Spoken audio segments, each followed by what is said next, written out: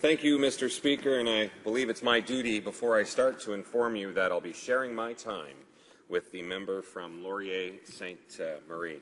And with that, I'd also like to welcome you, I guess, and welcome everyone back from a long summer where we had hopefully some time to sit back and rest with our family and recharge the batteries and, of course, help the constituents while we're doing that at the same time.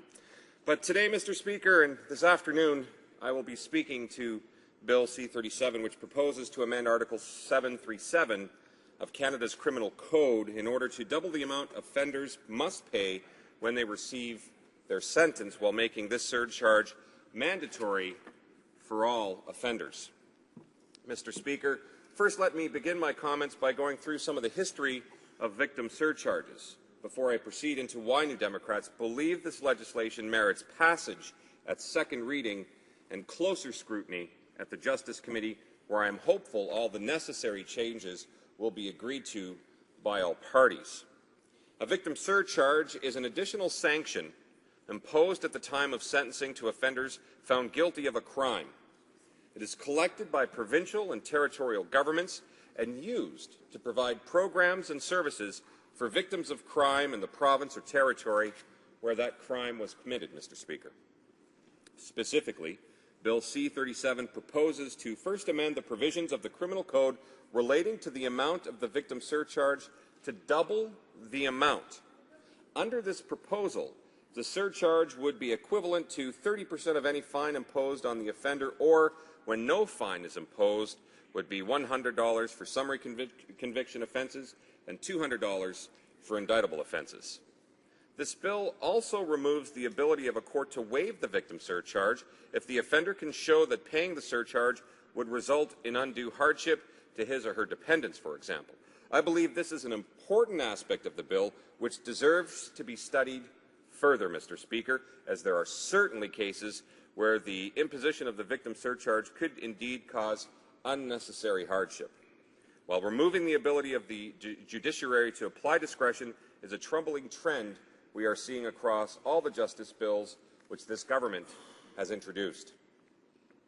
Although judges' discretionary powers have been removed in terms of waiving the surcharge, under this bill as it currently proposed, judges would retain the discretionary power to increase the victim surcharge if they believe the circumstances so warrant and that the offender is able to pay.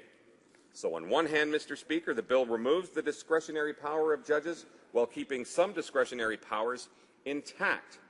From my perspective, Mr. Speaker, maintaining the discretionary power of the judiciary under both circumstances would seem to make sense, as there are many, indeed, extenuating circumstances in which forcing an offender to pay the surcharge would have an unnecessarily harsh effect. And when I mention this, Mr. Speaker, I'm particularly concerned about offenders who have a clear history of mental illness and may be unable to pay that surcharge. This is one aspect of the bill which has raised alarm bells for important organizations like Elizabeth Fry Society and the John Howard Society, and I believe this underscores the need for more intensive study of the component when the bill reaches the Justice Committee. One positive aspect of the bill, Mr. Speaker, which seems to offer respite for individuals as mentioned above, is the inclusion of a mechanism which allows offenders that are unable to pay the surcharge the opportunity to participate in a provincial fine option program, where these programs are in place. These programs allow offenders to pay their fine by earning work credits in the province or territory where the crime was committed. Ensuring that these programs are in place in all 13 jurisdictions across Canada seems necessary to ensure that this provision is able to be applied equally and fairly to offenders regardless of the province where they reside. Mr. Speaker, another important piece of this proposal, which to my mind needs to be mentioned, is the fact by increasing the victim surcharge is that will have a direct impact on providing services to victims who would therefore directly benefit from increased victim surcharges.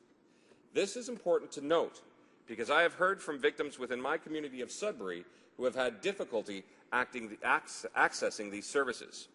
An increase in the funding which these programs receive would certainly address some of the shortfalls which have been brought to my attention by both victims themselves as well as victims' rights groups within my riding.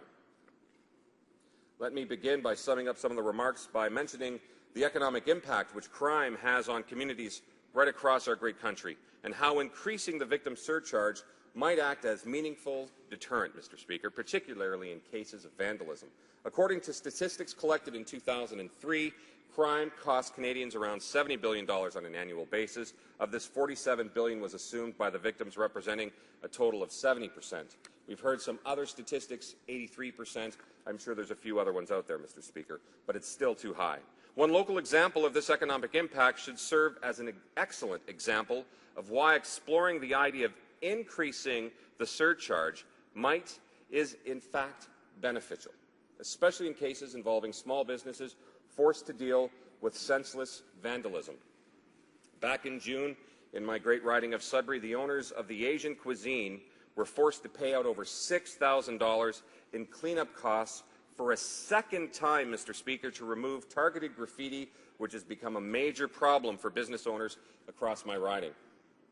Although increasing the victim surcharge would not directly address targeted acts of vandalism like this, if perpetrators of these crimes were aware that there was a mandatory monetary penalty in addition to any fines waiting for them, it may act as a deterrent against committing these acts in the future, Mr. Speaker.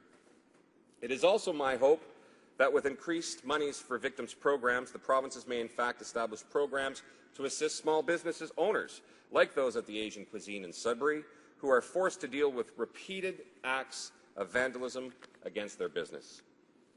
Let me be clear, Mr. Speaker, the NDP staunchly supports victims of crime and their family and respects the recommendations of the Ombudsman for Victims of Crime, and any assertion otherwise, Mr. Speaker, are utterly false. So with that being said, we do continue to have concerns about this bill, which merits further study, discussion, and witness testimony in committee as well, particularly, Mr. Speaker, regarding the decreased discretionary powers of the judges to decide if paying a surcharge would cause undue hardship. We in the NDP believe in the importance of discretionary powers of the judge, and the autonomy of judges is restricted within this bill, Mr. Speaker. While the withdrawal of the undue hardship clause and the provisions seeking to double the surcharge amount could be problematic for low-income offenders, this is offset, Mr. Speaker, by the fact that this bill provides people with the option of paying their fine by working for the provincial fine option program. I support having this balance studied further in committee hearings in order to ensure that it is indeed appropriate, especially for provinces and territories, Mr. Speaker, where this program is not yet in place. And with that, Mr. Speaker, I thank you and look forward to questions.